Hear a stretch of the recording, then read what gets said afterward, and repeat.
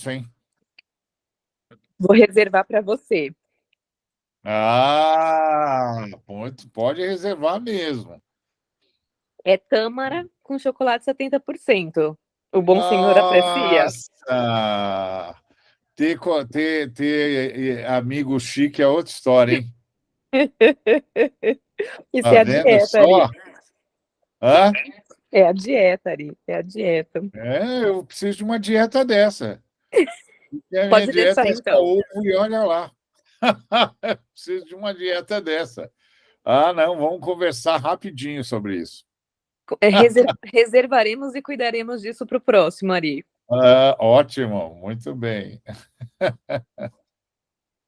Pronto aí, Alex? Pronto, já até foi. Tá Pronto. gravando. Então, Gênesis Obrigado. 7, disse o Senhor a Noé: entra na arca, tu e toda a tua casa, porque conheço que tens sido justo diante de mim no meio dessa geração. De todo animal limpo levarás contigo 7 pares, o macho e sua fêmea, mas dos animais imundos, um par, o macho e sua fêmea.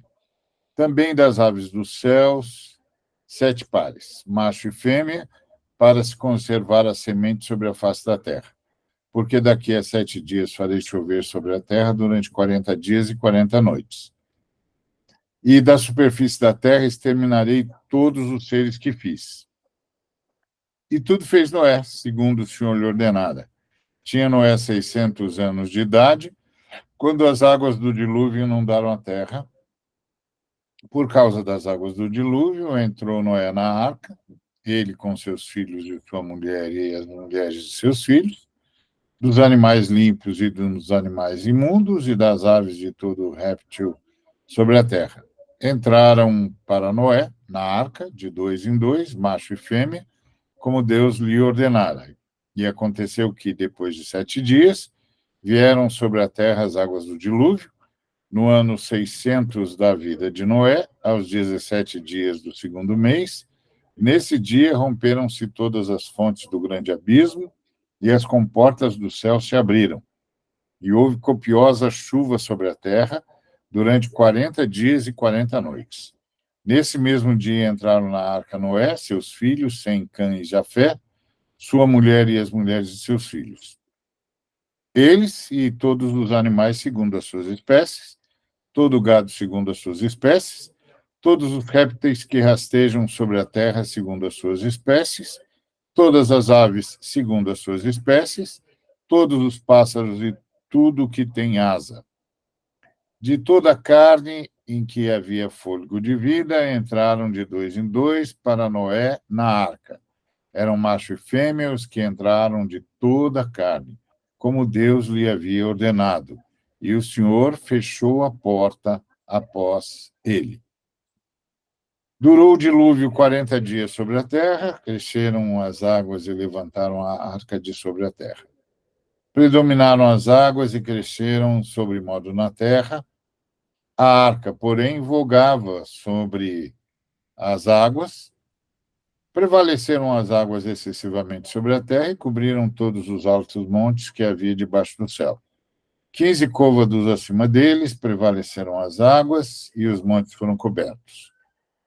Pereceu toda a carne que se movia sobre a terra, tanto de ave como de animais domésticos e animais selváticos, e todos os enxames de criaturas que povoavam a terra e todo homem. Tudo que tinha fôlego de vida em suas narinas, tudo que havia em terra seca, morreu. Assim, foram exterminados todos os seres que havia sobre a face da terra. O homem e o animal, os répteis e as aves dos céus foram extintos da terra. Ficou somente Noé e os que com ele estavam na arca. E as águas, durante 150 dias, predominaram sobre a terra. Muito bom. É interessante ver essa questão do dilúvio aqui numa perspectiva teológica. Primeiro, a ideia da arca, que é a ideia de um lugar protegido, que é um ato redentor. Esse ato redentor da arca está baseado na graça que se torna eficaz graças à expiação do Cristo. Então, a gente já está assistindo a ação do Cristo, garantindo a salvação da humanidade e a salvação de todos os seres criados junto com a humanidade. Então, de fato, nós estamos assistindo a ideia da preservação da vida na terra, na parte seca, né, do planeta. Porque o que o senhor está fazendo é devolvendo o planeta a seu estado original, né? O estado original do planeta é água. Então, ele está devolvendo o planeta ao seu estado original, que era a ideia que estava no coração de Deus, desde sempre, quando ele falou sobre o juízo com Noé. A extinção era da porção seca do planeta. Lembrando sempre que a porção seca do planeta é fruto de uma intervenção especial de Deus. Deus interveio, fez a porção seca e povoou a porção seca de todas as espécies que lhe são comuns. E agora ele ia destruir a porção seca. Na verdade, ele não ia acabar com a vida, ia manter o estado, devolver ao planeta o estado original. E isso seria a extinção de todos os seres que habitavam a porção seca, assim como, obviamente, a extinção da porção seca. A vida marítima, a vida aquática continuaria, mas toda a vida na porção seca seria extinta. Isso é muito, muito interessante, porque a porção seca, que nós chamamos de terra, já é uma intervenção divina, já é uma intervenção no ecossistema, porque o planeta, como criado originalmente, era um planeta aquático. A diferença é que ele estava imerso ao caos e, portanto, não havia vida nele. Havia água, mas não havia seres vivos, como nós, os grandes seres vivos. Tá certo?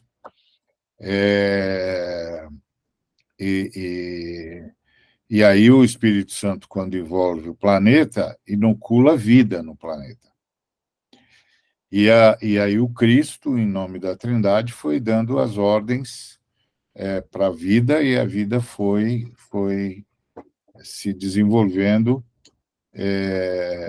tanto na porção aquática quanto na porção seca.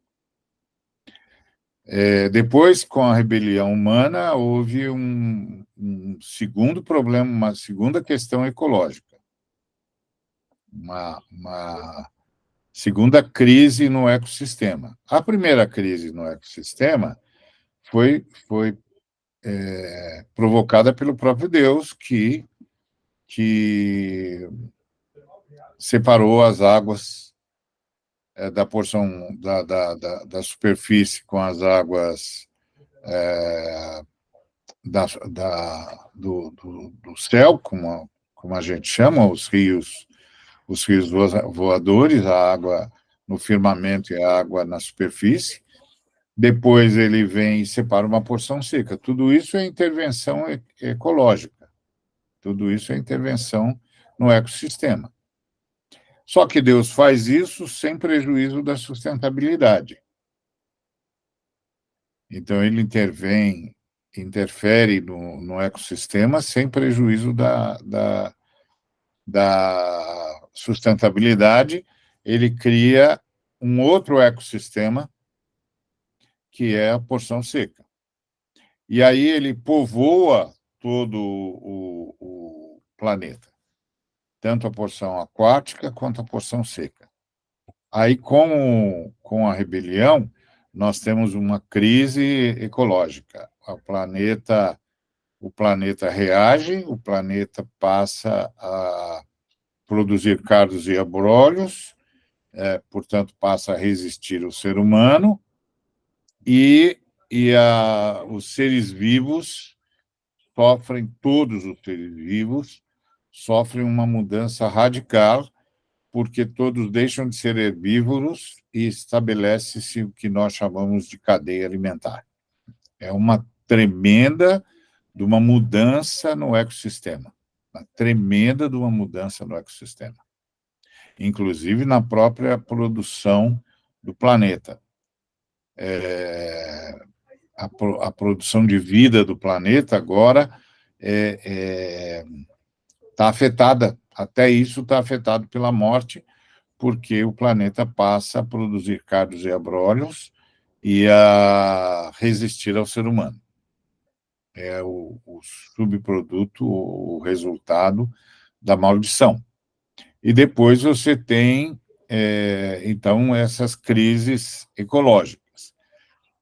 Agora nós vamos ter uma outra crise ecológica, que é o senhor vai devolver o planeta ao seu estado original, que é o planeta água.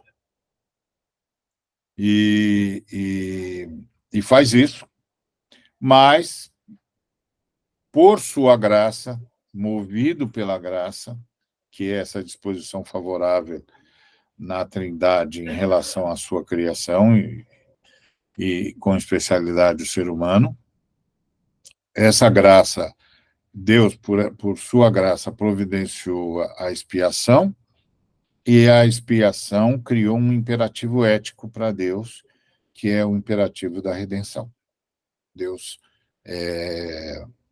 vai redimir como imperativo ético por causa da expiação providenciada a partir da graça. Então, a graça criou o desenvolvimento da Trindade, do que nós chamamos de a graça divina, criou um imperativo ético para Deus. Criou um imperativo ético para Deus. A preservação da vida, a preservação da criação, o resgate da criação. E isso é muito interessante. Isso é muito interessante. Inclusive, quando na filosofia o Kant começa a trabalhar a questão dos imperativos categóricos, tem muito a ver com essa percepção de que há um imperativo categórico em Deus, que é o da redenção. A redenção é um imperativo categórico. Porque Deus se obriga a redimir. E faz isso por sua graça. E isso é que leva, no final das contas, ao resgate da humanidade em Noé. Vamos lembrar sempre, e vou repetir, sempre, que todo movimento divino é um movimento a partir da sua graça. E graça é essa disposição favorável da parte da Trindade, desenvolvida pela Trindade, em relação à sua criação, com ênfase no ser humano. Então, todo movimento divino é um movimento da graça. E toda resposta do bem, toda resposta benfazeja, toda resposta boa, é resultado da ação de Deus por sua graça. Que ação? A ação que lhe é um imperativo categórico, um imperativo ético. E qual é o imperativo categórico em Deus, na Trindade? A redenção. Por isso, o Senhor pode dizer a Noé: entra na arca, tu e toda a tua casa, porque reconheço que tens sido justo diante de mim no meio desta geração. E isso é muito impressionante, por quê?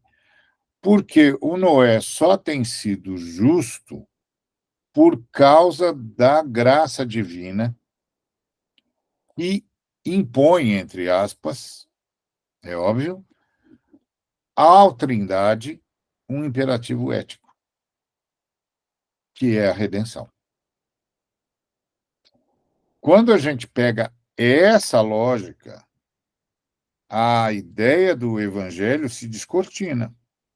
A ideia de quais são as boas notícias. Ou seja, a boa notícia é anterior à péssima notícia. A péssima notícia é o ser humano se rebelou.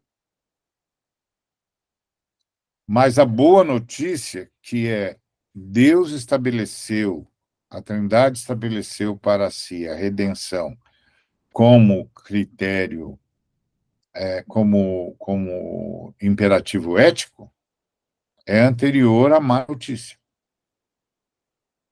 Então, quando você se dá conta disso, então você percebeu o Evangelho. Você percebeu a mensagem do Cristo e a mensagem dos profetas. E aí você vai conseguindo colocar tudo na Bíblia no seu devido lugar. Então, isso tem de ficar bastante claro, porque a gente tem a tendência de fazer leituras gramaticais e lineares, né? Inclusive, os fundamentalistas usam esse princípio hermenêutico, né? Que é o princípio gramatical. Se eu quero saber o que significa o que está escrito, eu tenho de entender a gramática da língua usada para comunicar tal efeito, tal evento, ou tal diálogo, coisa que o valha. E isso é extremamente complicado. Primeiro, é complicado porque a linguagem humana é insuficiente para a revelação.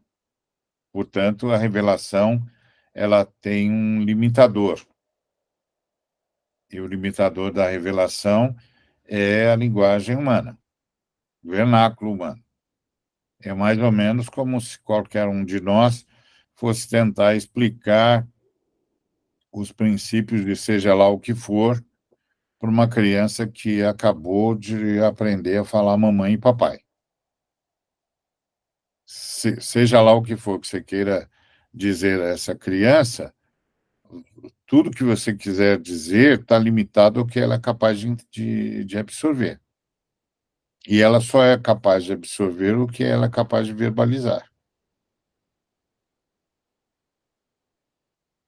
Então, pronto. Você pode ter o conteúdo mais impressionante possível, mas você tem um interlocutor incapacitado, ainda incapacitado, de absorver tanto conteúdo. Então, ou você não fala nada, que é o que a gente acaba optando em relação às crianças, você não fala nada, né? Qualquer coisa que a criança pergunta, você diz, isso é uma coisa de adulto, ainda não é hora de você saber, quando você crescer, eu te falo, agora não. A gente faz essa opção. É muito conteúdo e pouco pouco receptáculo, então não dá.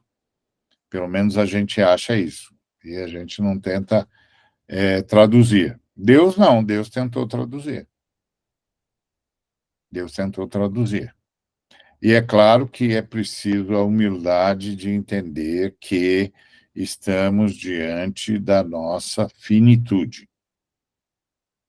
Então, a primeira coisa é essa. A segunda é que a própria língua que foi usada, seja no Antigo, seja no Novo Testamento, é uma língua morta, uma língua que não é falada há muito tempo, há milênios, né?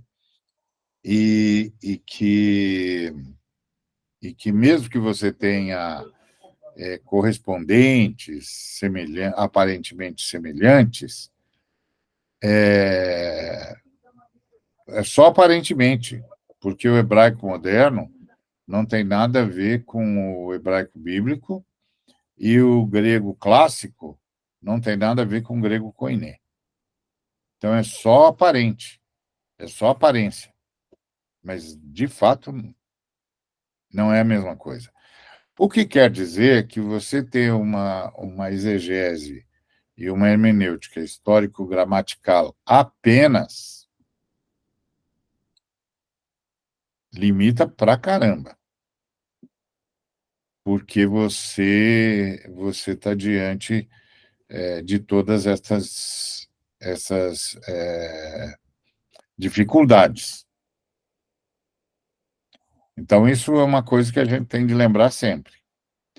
A outra coisa é que a graça é que norteia. Graça como uma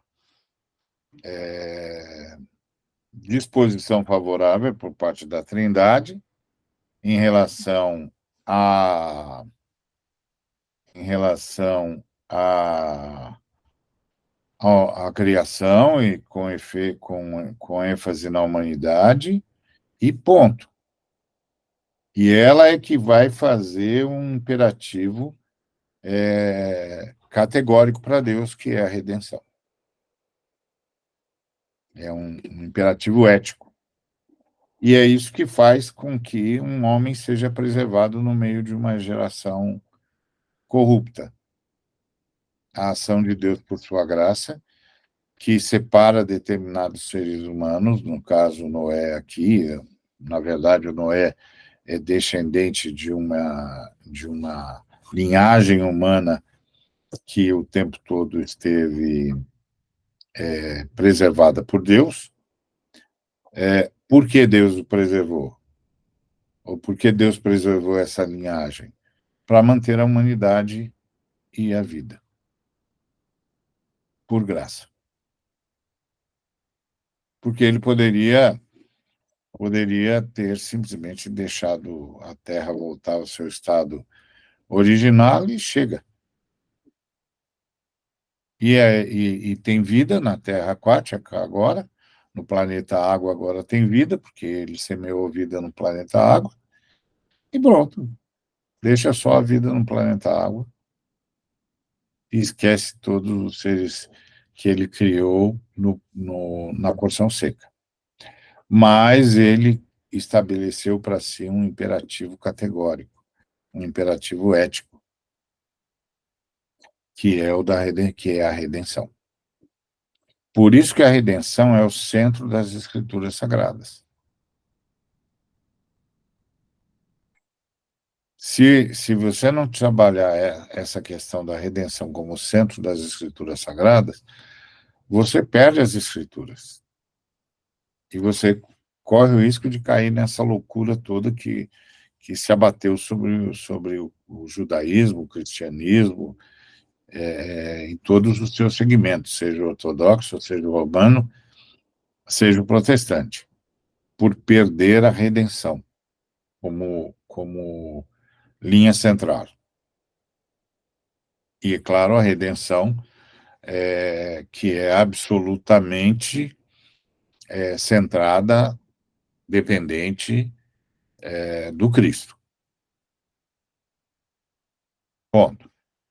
Então, ele cria todo demonstra toda uma preocupação ecológica, porque ele separa dos animais que ele chama de limpos 7 pares, e dos animais que ele chama de impuros 2 pares, para não desequilibrar ecologicamente o sistema, a cadeia alimentar, tá certo? Senão, por causa da cadeia alimentar, os animais que ele chama de impuros destruiriam os animais puros, se eles estivessem na mesma proporção. Então, essa preocupação proporcional aqui de Deus é uma proporcional, uma preocupação ecológica, é uma preocupação com a sustentabilidade. Simples assim. E, e isso é muito interessante. A outra coisa interessante nesse texto é que esse texto tem uma preocupação demarcatória que você não vê a miúde nas escrituras, embora ela vai aparecer no Gênesis, no dia da Páscoa, etc., no estabelecimento de um calendário. Mas aqui tem uma questão demarcatória interessante. No ano 600 da vida de Noé, aos 17 dias do segundo mês, nesse dia romperam-se todas as fontes do grande abismo. Agora, olha que interessante. O ano 600 da vida de Noé sabe Deus quantos 1000 anos desde Adão.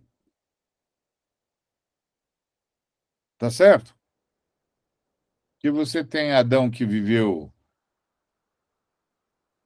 cerca de 800 anos, você tem outros que viveram cerca de 900 anos, outros que viveu 969 anos, mas Deus começa a contar a história da Terra, a recontar a história da Terra, a partir do camarada que ele preservou da iniquidade humana.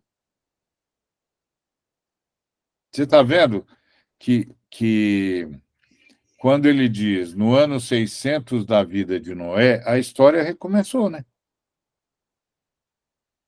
A história recomeçou.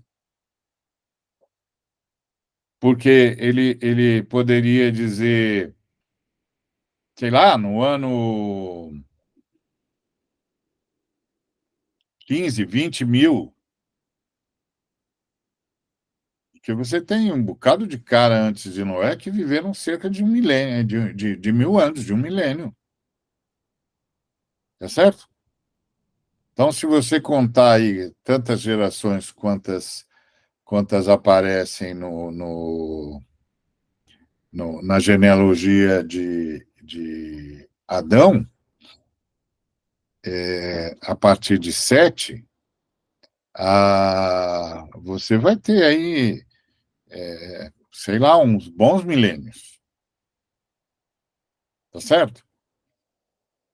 E Deus considera tudo isso.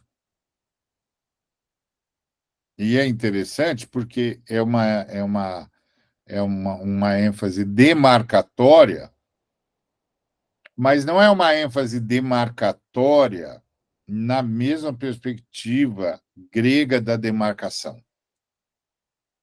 Que a perspectiva grega da demarcação é eminentemente cronológica. Então, o Noé tem 600 anos e ele já está no 8º milênio da humanidade.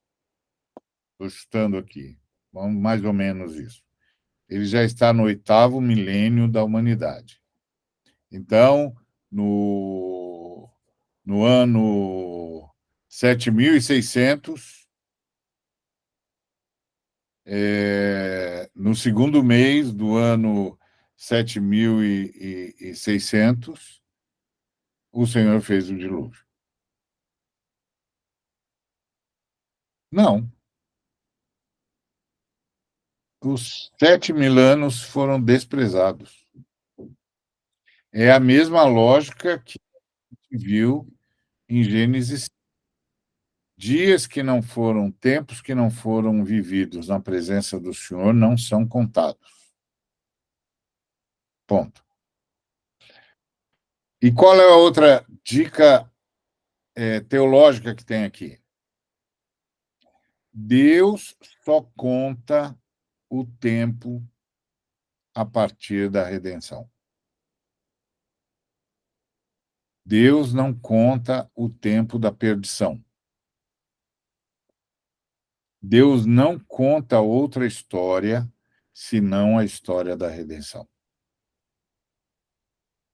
Se eu levar isso para a minha vida, eu vou ser obrigado a admitir que tem muito tempo que cronologicamente está demarcado em relação a mim e que, do ponto de vista de Deus, não estão contados, não estão registrados, porque não estavam na proposta redentora, não estavam alinhados com a história da redenção. Então, tudo que é vivido fora da história da redenção é desprezado por Deus. Então, eu posso dizer, por exemplo, eu tenho mais de quase 60 anos de conversão, ou até, não, já tenho mais de 60. Mas quantos destes anos foram alinhados, estiveram alinhados com a história da redenção? Não sei. Quantos dias foram dias alinhados com a redenção? Não sei. Espero que a maioria, né? Espero que a maioria. Mas é claro que no meu caso, no seu caso, no nosso caso, a diferença é só filosófica, porque nós estamos indo para a redenção. É só fica como tempo perdido, mas não como vida perdida. Agora, para aqueles que só têm tempos que não podem ser contados, então eles não têm apenas uma vida um tempo perdido, eles têm uma vida perdida. Porque nada deles estava alinhado com a redenção nunca. Então, isso é muito interessante a gente perceber. Porque, como eu disse, embora isso não afete, no nosso caso, diretamente, a nossa sorte, não mude a nossa sorte do ponto de vista da redenção, é para a gente perceber o movimento divino, como Deus se move. Porque isso é teologia. Teologia é um discurso sobre Deus a partir da revelação. Isso é que é teologia. Teologia é um discurso sobre Deus, sobre a Trindade, a partir da revelação. E ponto. E isso isso tem de ser bastante específico. Por quê? Porque existe um Deus dos filósofos. E é muito complicado, inclusive, quando o Deus da revelação é confundido ou misturado com o Deus dos filósofos. Por exemplo, toda tentativa teológica de fechar um sistema, como o calvinismo tentou, por exemplo, é uma mistura do Deus da revelação com o Deus dos filósofos. Porque o Deus dos filósofos é que é imaginado ou proposto a partir de um sistema fechado. Ele tem de ser assim, assim, assado. Então, ele é pré-descrito. Ele é pré-descrito. O Deus da revelação não é pré-descrito. Ele vai sendo descoberto a partir do momento que a gente começa a se debruçar na revelação. Então, esse Deus vai sendo descoberto, ou vai se revelando, e vai nos iluminando. Então, ele não é pré-descrito. O Deus dos filósofos é pré-descrito. Isso é muito complicado, porque pré-descrever um Deus é impor a Deus um modus operandi e um modus vivendi a partir da criatura. Isso é uma blasfêmia.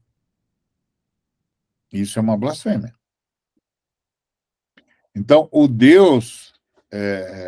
Então, a hora que a gente vai para a revelação, a gente vai se dando conta do Deus, dos movimentos divinos. E esse aqui é um movimento divino. Começar a recontar a Terra. Começar a recontar a história, sempre a partir do movimento redentor. Tudo que não tiver alinhado ao movimento redentor é desconsiderado. Então, no ano 600 da vida de Noé, aos 17 dias do segundo mês, e aí a gente não tem ideia de se Deus está usando, ao citar mês, se ele está usando o calendário comum, que certamente havia, né? Um calendário comum, ou se ele está criando um outro calendário. A gente não sabe, porque ele está contando a história a partir da vida de Moisés, de Noé, desculpe, a partir da vida de Noé, e não a partir da criação do homem. Olha que coisa interessante. Então, para Deus é como se fosse um recomeço da história. Então, no ano 600 da vida de Noé, é muito interessante essa ênfase. No ano 600 da vida de Noé, aos 17 dias do segundo mês, nesse dia, então, quando você lê essa frase, parece que você está diante de uma acuração histórica. Mas quando você se detém para ver que é o ano 600 da vida de Noé, então não é uma cuidade histórica, é uma retomada da história. É uma reinscrição da história a partir de um ser humano chave no imperativo que Deus se propôs a partir da sua graça, que é o imperativo da redenção. E Noé agora é o agente da redenção. E isso é muito interessante, porque você vai vendo isso aparecer. Por exemplo, Abel parecia ser o agente da redenção quando Caim já tinha se tornado relapso. Aí ele morre. Aí nasce Sete, e aí nasce Enos. E aí Enos ter se tornado o agente da redenção, porque a partir deles começa a invocar o nome de Deus. Aí você tem Noé. E aí Noé agora é o agente da redenção. Por quê? Porque a história vai sendo recontada a partir dele. E que história? História da redenção. Que é a história que Jesus Cristo administra. É a história que a Trindade administra. Então, a Trindade administra a história da redenção e interfere ou intervém na história comum. Por isso é muito complicada essas escatologias a partir da história comum. Não, porque o fulano é um anticristo, o Beltrano é um anticristo, o Trajano é um anticristo, e tal. Isso tudo é olhando para a estátua de Nabucodonosor, a história comum. Mas a Trindade governa a história da redenção e interfere na história comum quando a história comum, de alguma maneira, cruza com a história da redenção e cruza negativamente, tentando criar solução de continuidade para a história da redenção. Isso é muito interessante. Agora, a partir da igreja, Deus interfere na história comum, inclusive por meio da igreja, melhorando as condições de vida no ambiente comum. Porque Deus está lidando com dois ambientes, um ambiente da redenção e o um ambiente comum, que é uma outra realidade, que é o ambiente onde todos nós estamos vivendo e que pode afetar todos nós, e que necessariamente afeta todos nós. E tem o ambiente da redenção, onde a igreja está vivendo. Por isso que eu sempre digo que enquanto Deus está fazendo a sua pescaria, a gente está limpando o rio. A gente está atuando na ambiência comum. Tá certo? Bom, muito bem. Então, nessa nova contagem da história humana, nesse novo começo da história humana, então, quando é que o novo começo, a história humana tem um novo começo? O que é que marca essa inauguração? O fim da antiga era. Só que a antiga era tem um fim drástico. Tudo vai desaparecer. Então, romperam-se todas as fontes do grande abismo e as comportas dos céus se abriram e houve copiosa chuva sobre a terra durante 40 dias e 40 noites. Mais uma vez, o termo 40, que fala de provação, que fala de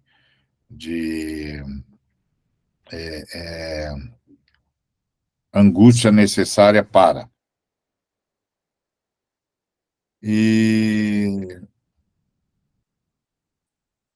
nesse mesmo dia entraram na arca Noé, seus filhos,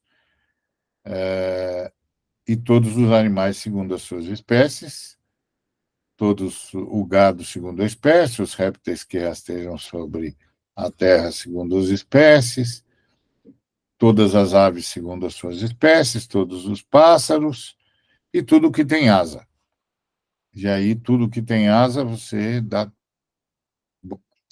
tratos à imaginação, que é que tá incluso aí em tudo que tem asa, né?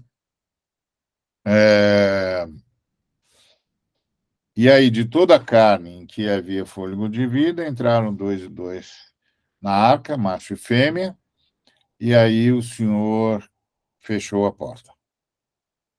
E essa é uma ênfase, uma colocação muito interessante, que é o fim de uma era e o início de outra era. Inclusive, é o fim drástico de uma era. E o que é interessante é essa frase. O que é que marca o fim dessa era? O fato de que Deus fechou a porta. Ponto. Ninguém mais entra na arca. Nada mais da terra, da porção seca entra na água, entra na arca. Acabou. Esse mundo acabou. É uma ideia muito forte da ação de Deus. É a mesma lógica que nós temos em relação à igreja e à volta de Cristo. A volta de Cristo é o fechamento da porta. Acabou. E é a diferença entre o corpo de Cristo e a noiva de Cristo. O corpo de Cristo é a igreja na história, porque é o meio através do qual Jesus opera na história a sua redenção e intervém na história comum.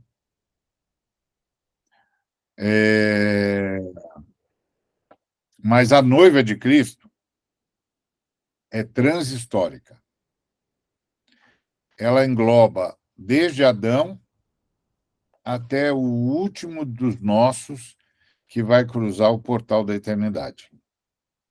Quando o último dos nossos, fração de segundos antes do soar das trombetas, cruzar o portal da eternidade, a porta fechou. Acabou. E é sempre Deus que fecha a porta. Aliás, numa das cartas do Apocalipse, Jesus se apresenta assim, como aquele que abre porta ou fecha a porta. E, se ele abre a porta, é uma porta que ninguém fecha, e se ele fecha a porta, é uma porta que ninguém abre. Ponto. E é interessante a ideia de que Deus fechou a porta após ele. É uma figura muito forte. É uma figura muito forte. Se eu fosse um artista, eu tentaria plastificar essa figura. É como se Deus está atrás de Noé e dos últimos seres que entraram na arca, e aí você imagina as pessoas todas observando, porque Noé estava sendo observado o tempo todo, porque ele passou 120 anos construindo a arca. E as pessoas sem entender o que ele estava fazendo, e ele falando do dilúvio, do dilúvio, do dilúvio, quando os caras nem sabiam que era chuva. E ele está lá falando, aí de repente Deus diz, as pessoas veem os animais vindo, porque o Noé está sendo observado o tempo todo, as pessoas veem os animais vindo, chegando, se colocando na arca, e o Noé ajudando os animais a entrarem, está todo mundo profundamente sob profundo impacto, porque os animais estão entrando voluntariamente, não tem, Noé não precisa tanger nenhum animal, o Noé só tem de ir dirigindo os animais para onde eles devem ficar, porque eles estão vindo absolutamente soltos, indo como um destino, como quem vai para um destino. E eles começam a perceber que entram os animais limpos, mas também entram os animais ferozes, entram as aves de rapina, entram os animais tidos como perigosos, os tidos como peçonhentos, entram todos. E entram assim como se estivessem exercendo sua livre vontade. Eles estão todos lá percebendo isso. De repente, entram os filhos de Noé com as suas respectivas esposas e entra Noé com a sua esposa. Noé não faz nenhum movimento. Ele entra. E aí eles percebem que a porta está sendo fechada, como se ela fosse automática, que como nós hoje conhecemos. E a impressão que você tem é que Cristo, que é o porta-voz da Trindade, o membro da Trindade por meio de quem a Trindade fala, e se manifesta, e aí o Cristo fecha a porta.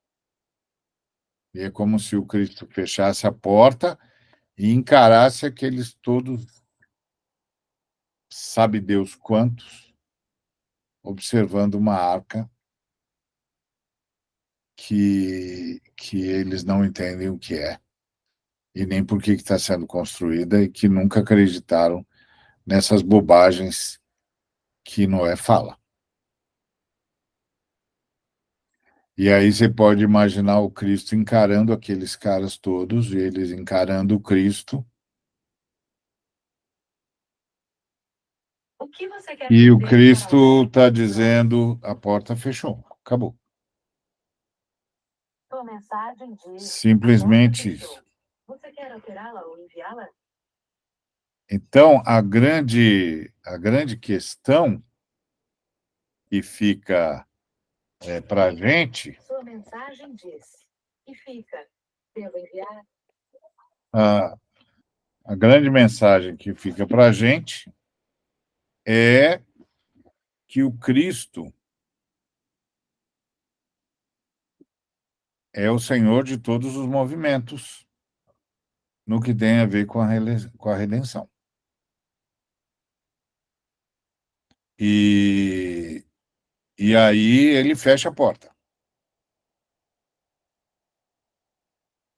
E eu posso imaginar o Cristo encarando aqueles que ficaram. Acabou. Vocês chegaram ao limite da iniquidade.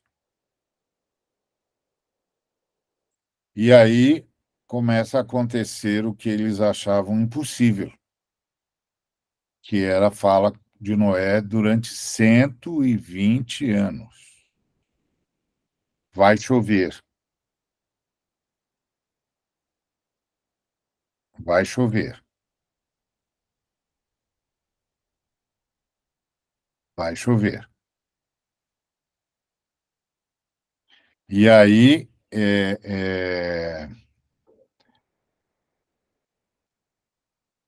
quando o Noé entra na arca,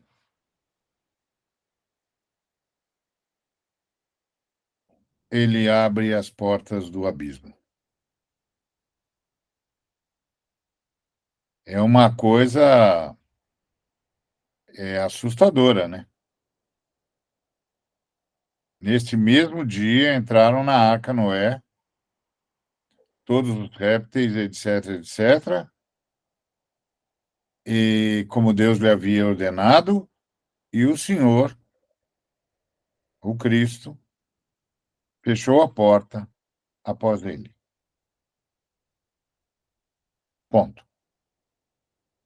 Durou o dilúvio 40 dias sobre a terra.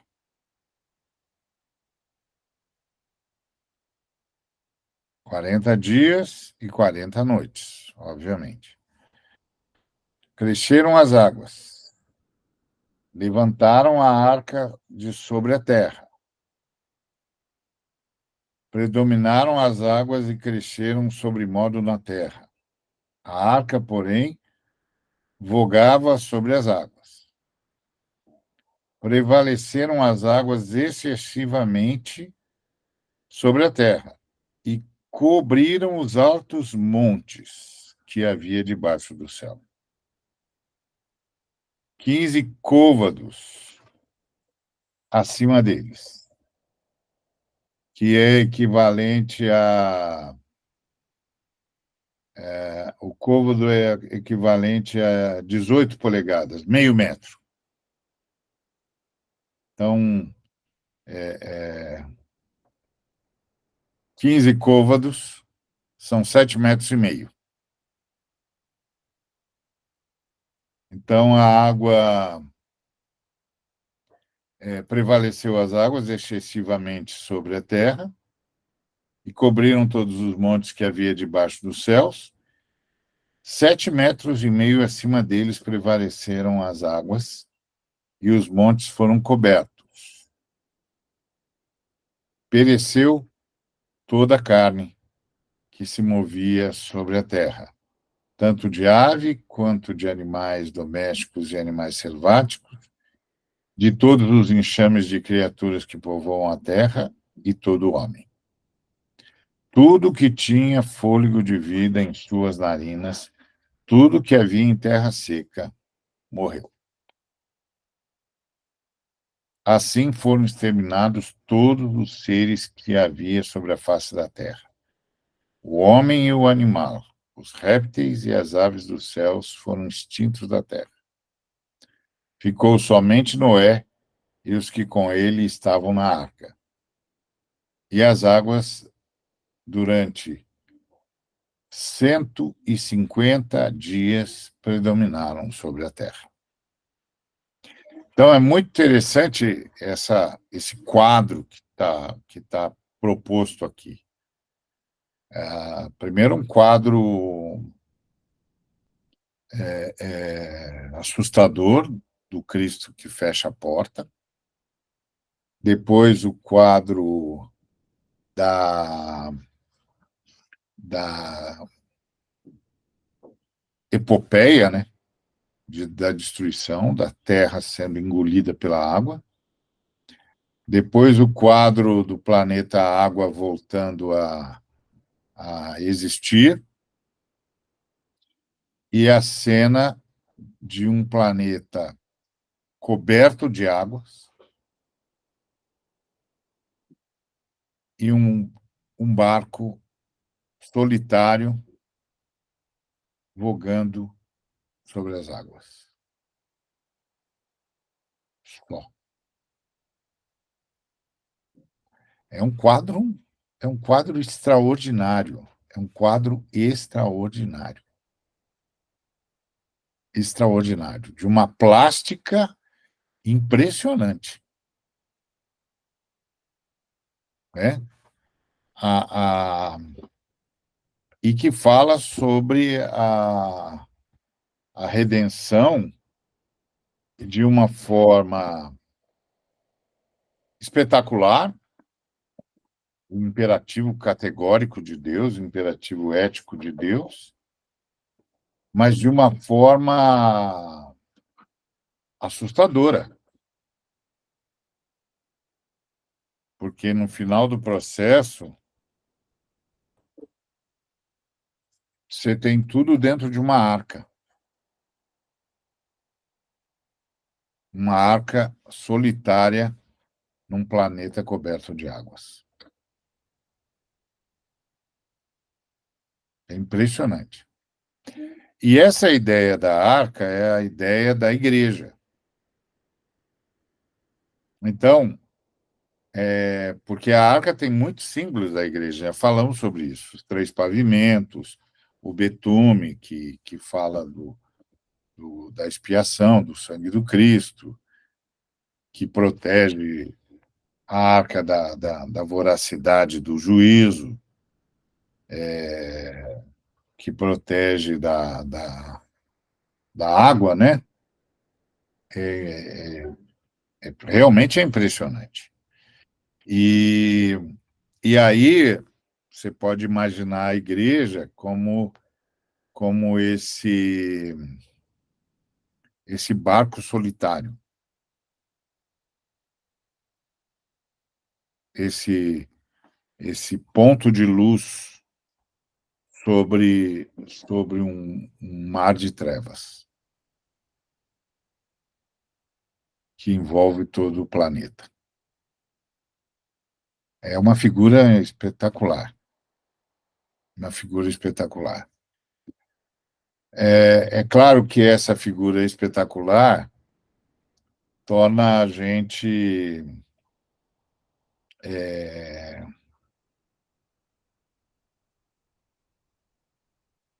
realmente numa situação, numa encruzilhada ética, né?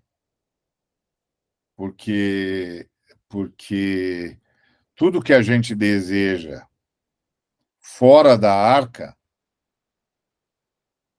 jaz nas trevas.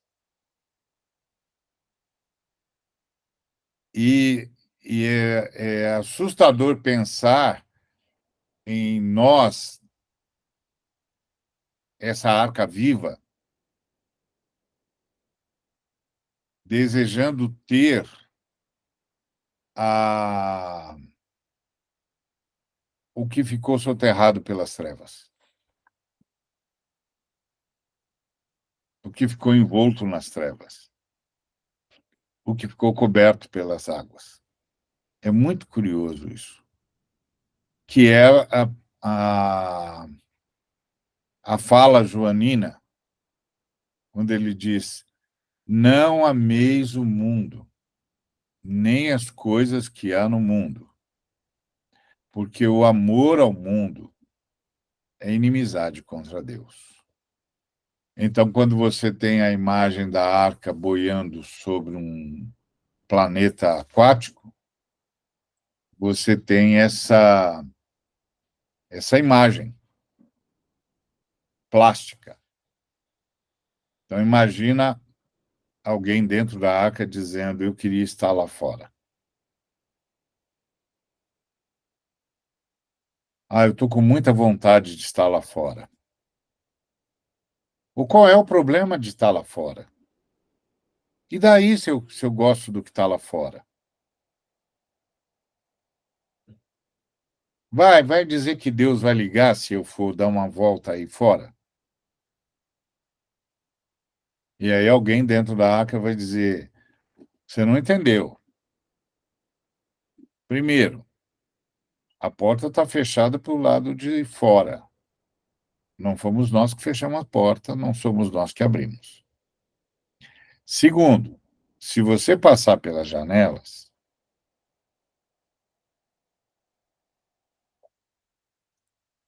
você vai cair na água.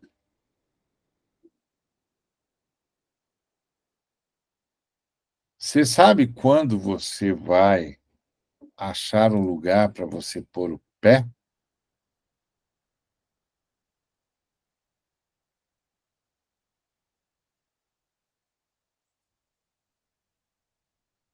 Você tem uma ideia?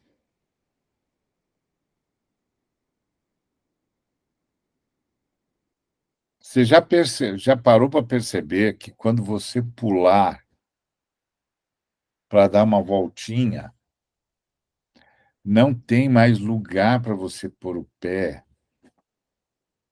e a porta está fechada do lado de fora? A gente não consegue abrir a porta para você do lado de dentro. Você tem certeza mesmo que você quer ir lá fora?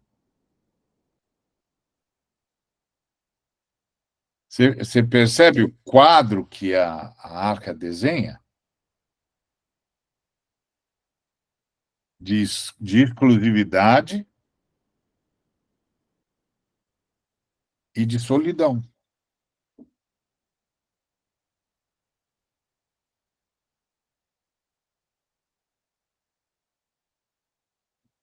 Aí você entende a angústia paulina quando ele diz que nós temos de suplicar uns pelos outros. Não é só orar pelo irmão, é suplicar pelo irmão. Para quê? Para que ele não caia na tentação de sair da arca, de ir visitar as trevas exteriores.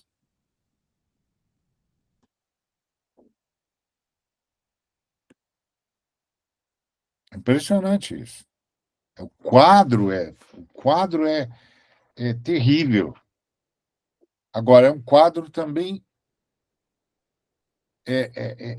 épico. É um quadro extraordinário. É de uma beleza plástica impressionante. E também é terrível.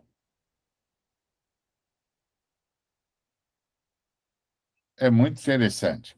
É claro que nós ainda estamos na fase em que a arca está sendo construída, porque cada um de nós é uma peça da arca, porque a igreja é a casa viva do Deus vivo. A igreja é a arca viva do Deus vivo. Então, está todo mundo chegando ainda. Nós estamos nos 120 anos de Noé dizendo para todo mundo: vai chover, presta atenção, vai chover. E os caras dizendo: imagina, imagina, imagina. Ah, vai chover, hein? Vai chover. E quando chover, não vai ficar ninguém em condições de sobrevida. É muito forte a mensagem do, do dilúvio, do juízo divino. E, e isso é impressionante nesse relato. Impressionante nesse relato a ideia da exclusividade, mas também é impressionante nesse relato o imperativo categórico. A redenção como um imperativo ético que a Trindade a si mesmo atribuiu por sua graça.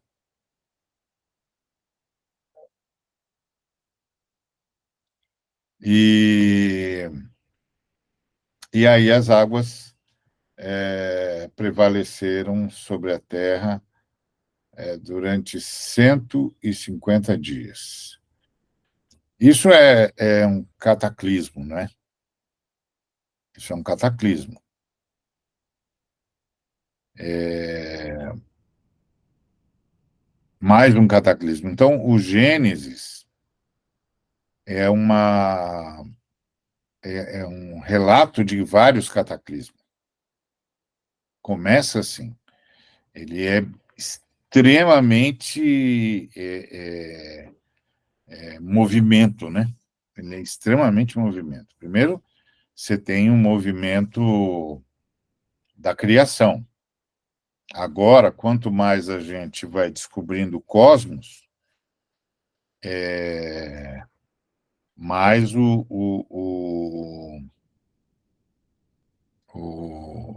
a gente vai se dando conta da grandiosidade da criação e de que movimento extraordinário é a criação. Porque tudo está em movimento. E cada dia mais a gente é surpreendido por tanto movimento. Agora mesmo, os caras acabaram de detectar uma estrela que eles chamam de estrela anã, se dirigindo para a Via Láctea, que é onde a gente está, né? A uma velocidade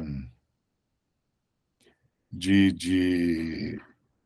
2,5 milhões de quilômetros por hora.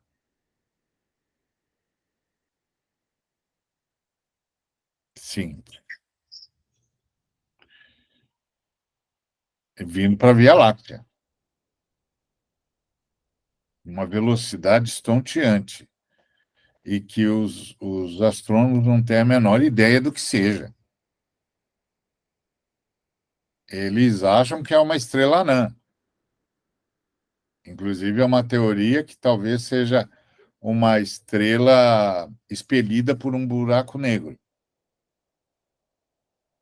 Mas isso é uma das teorias só. Ninguém sabe o que é, mas está vindo. A uma velocidade estonteante. E já está a 400 anos-luz da gente. O que é muita coisa para nós, mas não é tanta coisa quanto já foi para o objeto que está vindo. Então, tudo na Bíblia é cheio de movimentos. E cada vez que a ciência avança, a ciência vai se dando conta de que é isso mesmo, é cheio de movimento. Tudo está se movimentando o tempo todo, o tempo todo, o tempo todo, e Deus está interferindo com cada vez mais movimento. Né? Então, é isso hoje, o capítulo 7. Agora, uma coisa que a gente vai descobrir, não aqui no Gênesis agora, mas mais tarde a gente vai descobrir, é que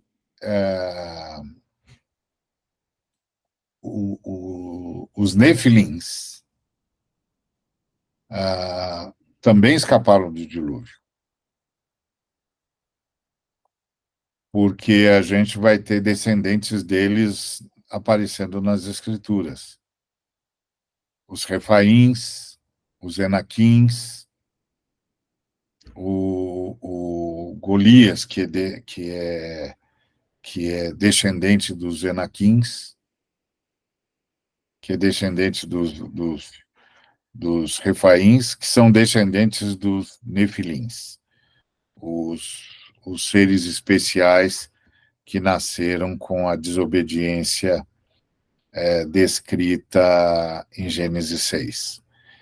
E como a gente tem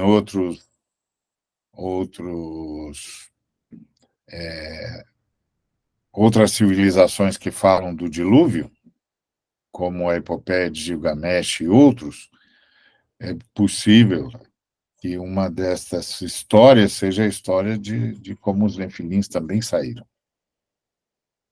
O fato é que a gente está sempre nas escrituras diante desse mistério entre a luz e as trevas. E essas intervenções divinas pró-redenção. E aí a gente vai percebendo que todo movimento de Deus é um movimento redentor. E que ele conta a história a partir da redenção. E que isso também tem de ser um desafio de vida para nós. Então, por enquanto, Gênesis 7 é só isso mesmo. É só isso que temos para hoje. Se tiver alguma pergunta. Ari, você podia retomar a diferenciação que você fez em relação ao corpo de Cristo e a noiva de Cristo? Você falava a noiva como transhistórica. Então, a noiva de Cristo o corpo de Cristo é histórico. Tá certo? Porque Efésios 1, 22, 23 diz que Jesus Cristo foi dado à igreja, que é o seu corpo. Para quê? Para governar sobre todas as coisas. Então, o governo é histórico, tá certo? Então, o senhor está agindo agora, ele está agora curando, agora salvando, agora anunciando a sua mensagem, agora interferindo na história comum, agora trazendo gente para o reino, agora operando sinais e prodígios e milagres, agora despertando intercessores, agora respondendo orações. Tudo isso é dentro da história. Então, isso é o corpo de Cristo, é no corpo de Cristo. Então, o corpo de Cristo é o corpo é a igreja militante, é a igreja na história. Tá certo? Por quê? Porque a igreja da geração passada já não está mais aqui. Aquela igreja não está aqui. Agora tem uma nova igreja. Claro que isso não são grupos que caem de paraquedas, claro que não.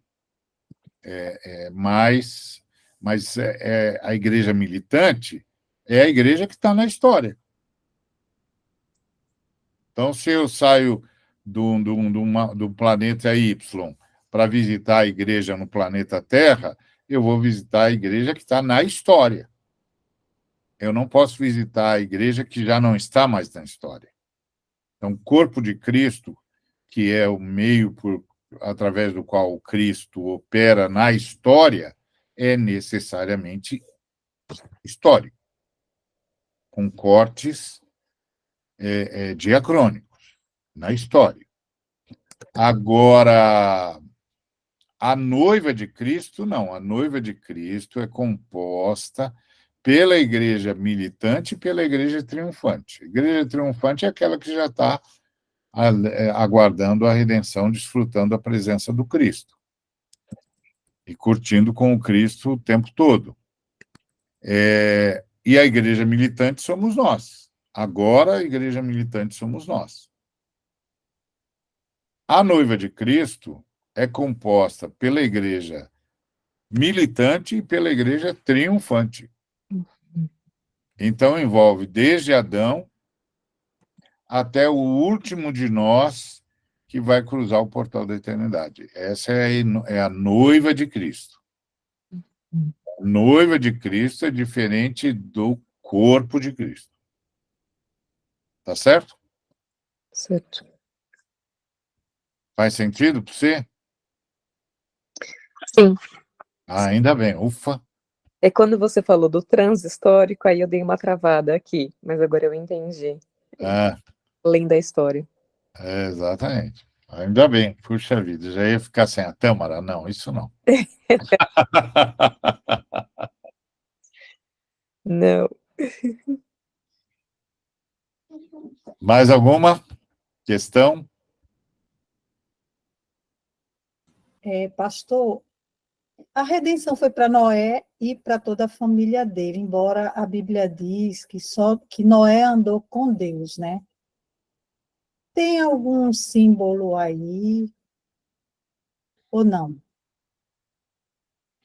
Então, andar com Deus não é um mérito humano, é uma atração divina. Então, por exemplo, Enoque andou com Deus e já não era porque Deus o tomou para si. Então, é atração divina. No caso de Enoque, Jesus levou ele embora. Qual é o mérito do Enoque? Não. É o mérito da ação graciosa de Deus. É a ação de Deus por sua graça. Porque não há nenhum mérito humano a partir da rebelião. A partir da rebelião, todos nós entramos na região das trevas e todos nós entramos em estado de disfuncionalidade. Mas a ideia básica é que a ação de Deus por sua graça, a ação mantenedora de Deus por sua graça, continuou atuante. E continuou atuante de duas formas curiosas. A primeira, a manutenção da existência pura e simplesmente, que é o que a gente vê até hoje. E a segunda, uma manutenção da interação divina com a humanidade, apesar da humanidade. Inclusive, de uma forma mais densa, que é nessa manutenção da interação divina com a humanidade, apesar da rebelião, ou seja, Deus consegue entrar nas trevas, que é o que vai aparecer, por exemplo, quando Abrão não consegue fazer os holocaustos e Deus tem que falar com ele das trevas. Então, o fato de Deus entrar nas trevas para estar com homens é assustador, é impressionante. Mostra a força, o poder da expiação do Cristo. E essa força e esse poder da expiação do Cristo o levou a atrair seres humanos que ele manteve consigo o tempo todo. O tempo todo. E é esse mesmo mistério que é a igreja. Aliás, o apóstolo Paulo chama de o mistério. Ele diz que o mistério de Deus é Cristo e o mistério de Cristo é a igreja. E o mistério da igreja é a unidade. E que Cristo é em si mesmo o mistério da piedade. E que o que está atuando fora da igreja é o mistério da iniquidade. Então, e que muitas vezes a igreja abre a porta para o mistério da iniquidade, infelizmente. Então, é uma atração divina. Uma atração divina, a mesma que opera em nós. A mesma que opera em nós. E que, de alguma maneira, opera em toda a criação, em níveis diferentes. Porque a Trindade é unidade e atrai tudo para a unidade. Esses dias estava ouvindo alguém dizer que durante muito tempo as pessoas pensavam, os biólogos pensavam que as árvores, as plantas, etc., etc., etc., disputavam espaço entre si. E que agora eles descobriram que não. Que as árvores, as florestas e toda a flora conversa entre si através das raízes. E que, quando uma delas está fraca, as outras enviam subsídios para ela sobreviver. Elas compartilham energia para aquela árvore não morrer. É o mistério da unidade. Que é a ideia que a gente sempre, eu pelo menos, venho insistindo há anos nisso. Gente, a unidade divina é o segredo de tudo que está aqui. A unidade divina é o segredo de tudo que está aqui. E a unidade divina atrai tudo para a unidade. Tudo para a unidade. Então, os biólogos agora estão descobrindo que não, que está tudo interligado. O que torna a nossa agressão ao ecossistema um verdadeiro genocídio, um verdadeiro geocídio. Nós estamos matando o planeta, literalmente. Nós estamos matando o planeta, literalmente. Porque o planeta, os seres vivos no planeta se comunicam e se sustentam. É uma coisa impressionante. Então, essa é a ideia, esse é o mistério da igreja. A igreja é essa atração divina, que, no nosso caso, opera de forma especial, porque nós, inclusive, estamos já no efeito máximo da expiação, que é já ser habitado por uma das pessoas da Trindade. ou já ser habitado pela Trindade por meio de uma das suas pessoas. Tá certo? Alexandra, tinha alguma pergunta? Pastor, sim, mas eu vou deixar para uma outra hora. Ah, é? Tá bom.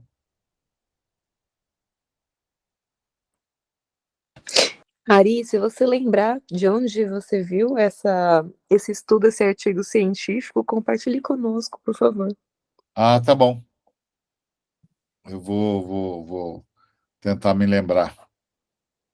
Eu dei uma googada aqui nisso que o Ari falou, e aparece até uma análise interessante falando assim, analisando o solo onde elas vivem, as árvores, o cientista descobriu que é uma espécie de rede subterrânea de fungos que conecta as árvores que estão próximas. Uma espécie de internet vegetal, eles estão chamando. Por meio dessa rede, as plantas trocam nutrientes e mensagens de alerta, por exemplo, quando se sentem ameaçadas. Olha que coisa impressionante. Olha aí. Então, quando eu sempre digo isso, gosto de dizer, gente, a vida é a tecnologia de Deus. Vida é a tecnologia de Deus. Tudo que Deus faz é vida.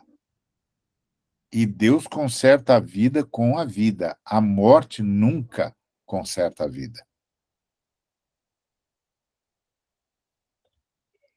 É impressionante isso. E agora você vê, a ciência vai descobrindo, e é aquela história do físico quântico dizendo que estão chegando no topo da montanha e com baita medo de, quando chegar no topo da montanha, encontrar os teólogos confortavelmente sentados, dizendo para eles: a gente avisou, vocês vieram pelo caminho mais difícil porque quiseram. Mas a gente avisou. A vida estava nele, e a vida é a luz dos homens.